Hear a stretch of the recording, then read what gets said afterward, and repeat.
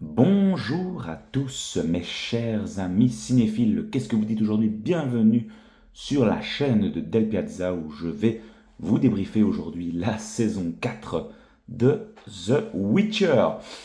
Pour rentrer dans le vif du sujet, j'avais déjà fait une critique de la saison 3 où vraiment j'avais perdu foi littéralement en cette série produite bien sûr par Netflix. Et j'étais terriblement déçu. Je trouvais que cette saison 3 n'avait plus aucun intérêt, qu'elle était complètement morte et qu'elle ne laissait présager rien de bon pour la suite de la série. Et puis bien sûr, bah, remue-ménage évidemment. Henry Cavill décide d'abandonner le projet. Premier acteur pour incarner le fameux personnage de Gérald de Rive et qui sera finalement remplacé pour les deux dernières saisons, donc celle-ci, la 4 et la 5, par Liam Ellsworth. Donc ben voilà, à la base, je me souviens de cette vidéo que je vous avais faite à l'époque pour vous parler de la saison 3, où je vous avais dit que je ne sais même pas si je suivrais finalement cette saison 4. Entre-temps, et bizarrement un peu avant le début de la sortie de cette saison 4, je me suis remis à rejouer à The Witcher 3. Euh, Pas spécialement par rapport au calendrier de The Witcher qui arrivait, mais parce que voilà, j'avais un petit moment de nostalgie et j'avais envie de refaire ce jeu et j'avais une partie qui était en cours. Donc en m'y remettant, et puis bah voilà, je me suis dit, allez, vas-y, fais un effort quand même.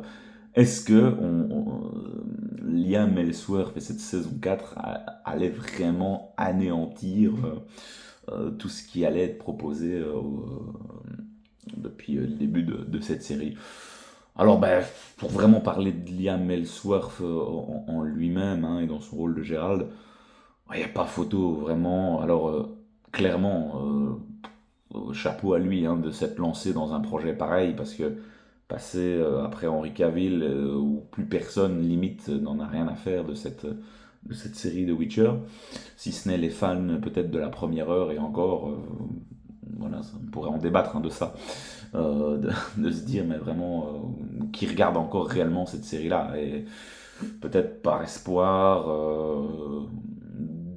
de voir en quelque chose, mais je veux dire, acteur comme ça, Liam Ellsworth, bon, pas non plus la plus grande carrière, hein, on s'entend bien, il a quelques rôles par-ci, par-là, notamment dans Hunger Games, je me souviens de lui, mais je veux dire, quelques films d'action, mais euh, allez se mettre là dans ce projet. Après, bah, le fiasco que ça a été, il y a des acteurs, il n'y a pas que Henri Cavill qui est parti, il y avait d'autres acteurs aussi. Je pense l'acteur qui jouait Vesemir a été remplacé. Et donc, vraiment, moi je trouve qu'il y a, allez, il y a pas photo.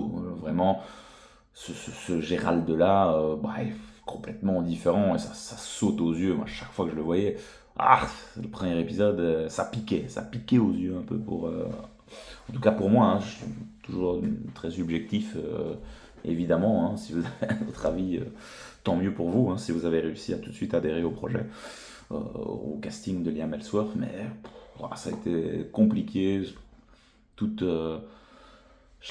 c'est comme s'il avait perdu, même visuellement. Je sais pas, c'est pas du tout la même morphologie, évidemment, mais alors évidemment il est mignon, mais j'ai l'impression qu'il a pris 10 ans de moins, cet acteur. Enfin, le Gérald, il est moins musclé, moins, allez, beaucoup plus beau, beaucoup plus parfait. Je sais pas trop comment dire, mais oui, il est mignon quand on le voit en sorceleur comme ça. Mais justement, est-ce que ce personnage de Gérald est censé être aussi mignon, je pense pas. Je pense pas. Et clairement, il se fait défoncer tout au long de cette saison, quoi. Mais à quoi a servi le personnage de Gérald sur cette saison 4? À rien. Enfin, je veux dire. euh, alors bon, on va commencer à rentrer vraiment dans la partie spoiler, hein. De toute façon, je suis pas certain qu'il y ait beaucoup de gens qui soient tenus par le spoil sur cette saison 4. Mais je veux dire, toute l'intrigue de Gérald et de son petit groupe, la série, c'est The Witcher, elle n'a pas avancé d'un iota dans cette saison 4. Pendant tout son scénario narratif, il veut se rendre pour aller retrouver la fausse Ciri, hein, bon, ça il ne le sait pas, mais d'aller retrouver cette Ciri avec son nouveau groupe, et bon, à la limite, les personnages autour de lui sont même plus intéressants, hein, je veux dire, ou ils sont plus exploités, il y a plus d'origine story par rapport à tous ces personnages qui l'entourent, mais lui, il se fait défoncer par tout le temps, il est tout le temps mis à mal par tous les monstres, enfin, je veux dire, il- on a perdu hein, la puissance de ce personnage-là, quoi. Je veux dire, je suis extrêmement déçu du scénario, de cette partie-là qui a été proposée par rapport à Gérald. Et puis pourtant, il va rencontrer le personnage du vampire, qui est encore assez sympa, les nains, avec Zoltan, j'ai recroisé il n'y a pas longtemps dans les jeux d'ailleurs. Personnage bien sympa. Jaskier qui est encore là, l'elfe qui fait partie de la Scoia'tael. Donc tout ce petit groupe là un petit peu qui se met en place et qui vont être rejoints d'ailleurs par Caïr. La même chose, Caïr, j'ai l'impression qu'on l'a mis là parce que on sait plus trop quoi faire de ce personnage là. Alors oui, j'ai pas précisé, je n'ai pas lu les bouquins, donc je suis pas non plus le plus grand connaisseur de cet univers. Hein. J'ai pas lu les bouquins, je devrais le faire d'ailleurs. Je pense, d'après les échos que j'en ai, c'est vraiment super. Et je compte à mon avis m'y remettre prochainement. Ça pourra peut-être faire débat d'autres vidéos d'ailleurs par la suite. Mais tout ça pour vous dire que ouais, toute cette intrigue-là, bah, ouais, je ne l'ai pas trouvée très intéressante. Ils se sont fait défoncer du début à la fin, quasiment. Et allez, un peu d'action. Je crois que c'est le dernier épisode où ils vont défendre le pont. Et je dis, ah, enfin, on voit un peu un Gérald en action. Parce que les micro-combats qu'il a eu, le premier épisode face à l'espèce de spectre là. Ouais, c'est moche, c'est nul. Enfin, je veux dire. Puis il y a allez, l'espèce de monstre et son enfant qu'on retrouve dans les marais, là, dans l'épisode 6. Qui est, enfin, voilà, juste pour faire douter Gérald parce qu'il voit Ciri et Yennefer à ce moment-là. Et puis l'espèce de troll à la fin sur le pont. Les gros trois monstres qu'on voit. Donc je veux dire, c'est pas plus exploité que ça. Hein. Tous ces monstres. Bon, ils marchent et puis bah voilà, ils arrivent dans un marais, poum, ils tombent sur un monstre. Voilà. Mais tu sens vraiment que ça fait comme si vraiment on passait un niveau et que sur le chemin il faut absolument passer par ces cases-là. Mais à la limite, donnez-lui un contrat, j'en sais rien, plutôt que de faire un épisode où on fait une backstory sur tous les personnages qui l'accompagnent. Alors, c'est du développement de personnages, mais c'est d'un lent et long cet épisode-là. Mais je crois que c'est le 5. Mais oh là là, je dis, mais qu'est-ce qu'on regarde, quoi. C'est pas terrible du tout. Et puis il y a l'intrigue avec Ciri et Lera, qui est un peu plus sympa, à la limite. Je trouve que Ciri, depuis quelques saisons, elle s'en sort mieux. Elle montre quand même en charisme l'actrice plutôt pas mal. Euh, Même si, bon, ouais, voilà, on sentait que cette intrigue avec les rats, ben, ça commençait un peu à tourner en rond au fur et à mesure de la série. Et ça a permis d'introduire ce personnage de Bonnart, qui est une espèce de tueur, là, de sorceleur surpuissant. Et lui, par contre, on sent vraiment cette menace et son arrivée, je trouve, assez réussie et assez menaçant. Et le voir défoncer tous les rats à la fin devant Ciri, même Ciri d'ailleurs, c'était assez bien joué, franchement. Je pensais pas que ces personnages-là allaient tous se faire détruire, se faire bousiller comme des merdes, comme ça. Donc toute cette intrigue-là, elle est à la limite avec l'arrivée de Bonnard à la fin. J'ai trouvé ça plutôt allez, divertissant, sans être évidemment grandiose. On est là vraiment pour suivre Ciri, mais les rats, moi je me suis pas trop attaché à ces personnages. Je pensais qu'ils auraient peut-être plus d'importance. Alors je sais qu'il y a le film qui est sorti en même temps sur les rats, je l'ai pas encore regardé. On verra si j'en fais une petite critique ou pas. D'après les retours, bon, ça en vaut pas trop la peine. Mais bon, je pense quand même que je vais évidemment regarder de quoi il en est. Et puis bah, vraiment la troisième intrigue du personnage de Yennefer qui va vraiment reconstruire euh, sa vous m'avez compris, de sorcière euh, pour essayer de battre le grand méchant Vilgefort. Euh, et bon, bah voilà, on se prépare aussi pendant 4-5 épisodes, c'est long, mais c'est long, vraiment, à l'arrivée à cette bataille, pour enfin avoir un peu de baston dans cet épisode 6, je pense, avec l'arrivée des quelques sorceleurs pour venir renforcer. Et alors, là, c'est le syndrome de cette série, quoi, l'arrivée de Vézémir, qui se fait mais buter en 20 minutes après. Mais qu'est-ce que c'est que cette scène, quoi, vraiment. Alors, je sais pas si dans les bouquins, il meurt de cette façon-là, mais c'est nul, quoi. Je veux dire, vraiment, le mec, il arrive, il dit oui, je vais l'affronter. Il se fait buter par Vilgefort en 2-2.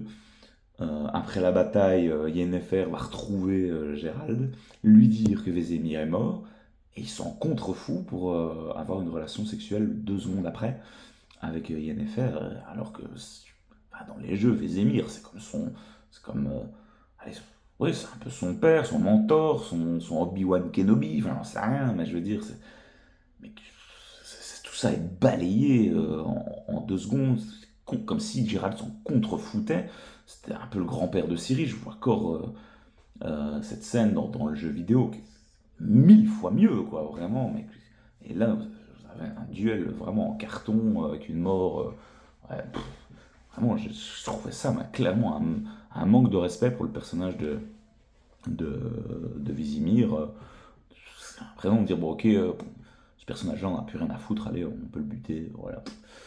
À la limite, la petite bataille, bon, elle était sympa. Je veux dire, ça montrait quand même encore cette puissance de Yennefer. Euh, et c'est peut-être elle finalement qui a le plus évolué dans cette série où vraiment bah, elle est un peu moins avide de pouvoir et elle a vraiment envie de reconstruire sa loge de sorcière et vraiment d'affronter cette menace de Vilgefortz qui veut vraiment contrôler Ciri. Et donc, voilà, je regrette un peu que cette saison n'ait pas eu de retrouvailles entre les Gérald, voilà, il y a eu cette petite, allez, Gérald Yennefer un petit peu, mais ça a été très rapide. Et Ciri, parce que bon, bah, voilà, ça manquait de tout, hein, cette série vraiment. Alors, voilà, les batailles, bah, on voit, oui, ils ont mis un petit peu de budget dedans, mais ça reste assez intimiste hein, par rapport au projet. On est quand même loin d'une série comme Game of Thrones, alors que ça avait été vendu de la sorte. Alors, par rapport à la saison 3, je dirais qu'il y a un léger, mais léger, attention, léger mieux. La saison 3, je la trouvais vraiment merdique. Et on s'entend bien, on n'est pas non plus, encore une fois, ici sur un chef-d'œuvre du cinéma, enfin du petit écran de Netflix, mais que c'est décevant, c'est vraiment décevant parce que je reste sur mes positions. Vraiment, cette série-là, pour moi, ça devait être un truc grandiose, ça devait être une des meilleures séries d'Heroic Fantasy. Et je veux dire, elle se fait doubler, mais par je sais pas combien de séries. Et vraiment, encore une fois, le grand public, ceux qui n'ont pas lu les bouquins et qui n'ont pas joué aux vidéos, jouer aux jeux vidéo, tout le monde s'en fout. Moi, je demande vraiment s'il y a vraiment des gens qui aiment cette série et qui n'ont pas joué aux jeux vidéo et qui n'ont pas lu les bouquins. Est-ce que vous comprenez quelque chose à cette œuvre-là, quoi? Je veux dire, est-ce que ça vous intéresse? Est-ce que, enfin, je sais pas, mais c'est tellement raté. C'est triste, vraiment triste, parce que ça avait vraiment le potentiel de devenir la série numéro un en termes d'Heroic Fantasy, et c'est tout simplement raté avec des personnages que j'adore, franchement. Le trio, là, Gérald, Ciri, Yennefer, évidemment, qui est vraiment génial. Jasquier, voilà, il est là, il accompagne Gérald, mais il sert à rien, notre ami Jasquier. C'est dommage, c'est dommage. Trish Merigold, qui apparemment a un rôle beaucoup plus important. Déjà dans les jeux, elle a un rôle important, évidemment par ce trio un peu amoureux en fonction des choix qu'on fait, mais même dans les bouquins, je pense qu'elle a un rôle beaucoup plus important. Trish est là, c'est même pas un personnage, c'est limite un figurant triste dans cette série, vraiment. Voilà. Après, il reste une saison, et on sent que Netflix, à la limite, n'en a plus rien à foutre vraiment de cette série. Ça a été un raté, et puis bah voilà, on va clôturer ça, et puis c'est tout. Mais je crois que les deux saisons ont été tournées, l'année prochaine, on aura la saison 5 et puis basta, elle est faite. Mais c'était censé être une série avec plein de spin-off, plein de choses, enfin, mais non, c'est complètement raté, c'est dommage. Clairement, je pense qu'il faut se mettre au bouquin. Il y a le quatrième jeu qui va arriver dans quelques années. Pas trop longtemps, j'espère, où on incarnera Siri. Je serai impatient d'y jouer, mais voilà. Alors, je voulais quand même vous en parler, hein, de cette série-là, parce que bon, bah, je l'ai regardée d'ailleurs, loin d'être tout de suite, quoi. D'ailleurs, je crois que ça fait déjà 3 semaines quasi que la série est sortie. J'ai mis 2 semaines pour regarder 8 épisodes, donc c'est pour vous dire. Euh, Il y a voilà, deux, trois petits trucs sympas, mais je veux dire, ça casse pas trois pattes et un canard. Vraiment, je reste toujours assez. Alors, non, je ne suis même plus déçu parce que ouais, je savais très bien que ce serait pas exceptionnel. Mais donc, je suis même plus déçu finalement. C'est tout simplement encore une fois dommage par rapport au potentiel que cette série aurait pu offrir, à ce que cet univers avait à offrir. Vraiment, on aurait pu avoir quelque chose de grandiose et malheureusement, ce n'est pas le cas. Mes chers amis, je reste là, je pense avoir assez craché mon venin sur cette série-là et bon, bah, on regardera, à mon avis, la saison 5 par curiosité, vraiment voir comment ça va se terminer, mais je reste malgré tout, encore une fois, très sceptique sur la fin de cette série. Mais bon, qui sait? Je touche du bois, peut-être qu'il y aura un léger mieux pour la dernière saison. Mais j'en doute. Dites-moi vous, mes amis, ce que vous avez pensé de cette série-là en commentaire. Est-ce que vous y croyez encore ou pas? Est-ce qu'il y a vraiment des gens qui ont apprécié? J'ai envie d'avoir vos retours. Franchement, ce serait vraiment très très intéressant. Et puis ben voilà, on en débat avec bienveillance en commentaire, bien évidemment. Merci mes chers amis, je vous souhaite à toutes et tous une bonne soirée et on se retrouve très vite sur la chaîne parce que il y a du contenu cinéma, série qui va continuer à arriver prochainement sur la chaîne. Restez branchés mes amis, ciao ciao.